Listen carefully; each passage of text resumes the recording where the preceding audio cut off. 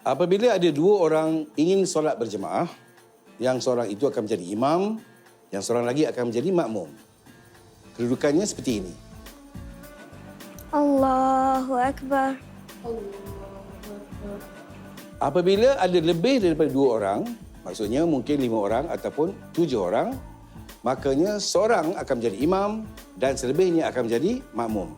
Contohnya seperti itu. Allahu Akbar.